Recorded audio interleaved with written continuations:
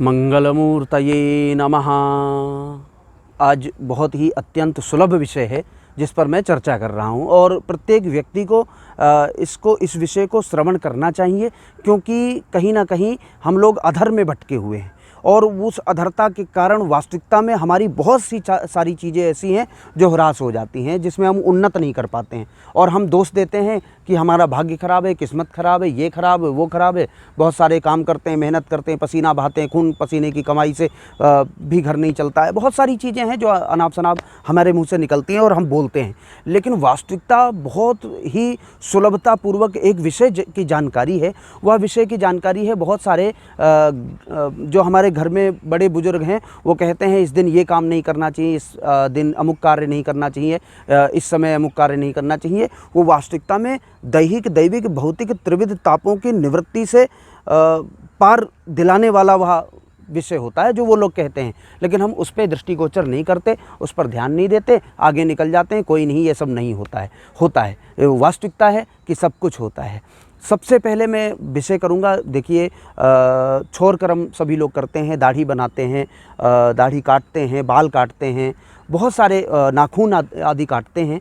तो उन सब लोगों के लिए एक चिंतनीय विषय यह है कि हमें कब कब काटना चाहिए, कौन सा दिन सुलभ है, कौन सा मुहूर्त सुलभ है।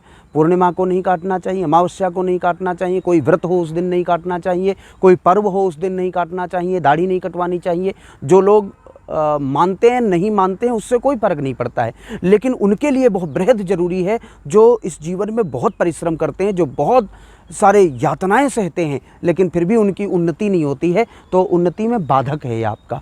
सबसे पहला जो विषय है वो यह है कि जिस दिन आपका जन्म हुआ हो, रविवार से लेकर के शनिवार के मध्य में जो भी दिन हुआ हो, जिस दिन आपका जन्म हुआ हो उस दिन आप भूल कर भी नाखून ना काटें, उस दिन भूल कर भी दाढ़ी ना शेव ना करें, दाढ़ी ना बनाएं, उस दिन भूल करके भी बाल ना कटाएं, उस दिन भूल करके भी आप कर्ण जो कानों से मैल निकलता वो ना निकालें। तो उस दिन ये ध्यान रखना है कि आपको छोर कर्म नहीं करना है और कैंची नहीं चलानी है, क्योंकि आप जिस दिन जन्मे हैं उस दिन आपने अगर जो दाढ़ी बालों पर कैंची चलाई तो आपकी आयु कट रही है, उसका क्षरण हो रहा है और आपका यश भी कट रहा है, आपकी उन्नति कट रही है। तो ये आपको ध्यान रखना है।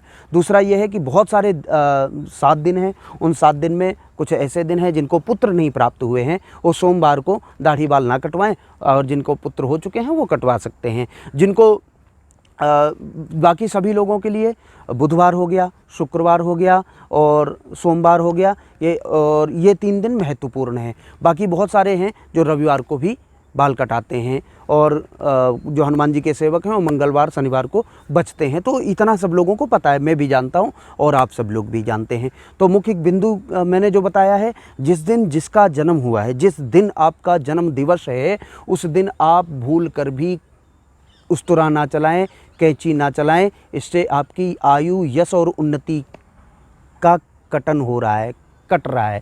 तो इसलिए आपको ये बृहद रूप से ध्यान रखना है। और बहुत सारी चीज़ें हैं जो हमें उन्नति से पीछे खींचते हैं, उस बारे में मैं बताता रहूँगा, क्योंकि जीवनचर्या है, इस जीवनचर्या को करना भी आवश्यक है और इन पर ध्यान देना परम आवश्यक है। क्योंकि आप अगर जो इन सब चीज़ों के माध्यम से चलते हैं तो आपको रास्ते जो है सुलभता रूप से प्राप्त होंगे, कोई विघ्न नहीं आएगा, कोई कठिनाई नहीं आएगी। फिर आप ये नहीं कह पाएंगे कि मैं बहुत यत्न करता हूँ, प्रयत्न करता हूँ, प्रयास करता हूँ, कोशिश करता हूँ, लेकिन कुछ भी नहीं होता। सब कुछ होगा बंधुओं, सब कुछ इसी जीवन में प्राप्त करना है आपको। अगले जीवन के लिए कुछ नहीं छोड़ना है, क्योंकि इसी जीवन में यश भी प्राप्त करना, कीर्ति भी प्राप्त करनी, उन्नति भी प्राप्त करनी, शिखरता को भी प्राप्त करना है और सौंदर्य को भी प्राप्त करना है। तो इसलिए इन सब चीज़ों की प्राप्ति इसी जीवन में करनी है। इतना अथक प्रयास करना है। पसीना शरीर में होता ही बहने के लिए है, खून का रक्त संचार ही तभी होता है जब मेहनत करता है व्यक्ति। तो इसलिए वो मेहनत हमारी असफल ना हो, उन चीज़ों पर हमें ध्यान देना है। तो जो मैंने कहा है इस वीडियो में, उसके माध्यम को आप सुने और उस माध्यम से चलें। आपको 1 वर्ष में दुगना लाभ होगा। ये आप खुद स्वयं कर सकते हैं, इसमें किसी का हाथ नहीं होगा। आप स्वयं इस चीज़ पर ध्यान देंगे तो स्वयं उन्नत करेंगे।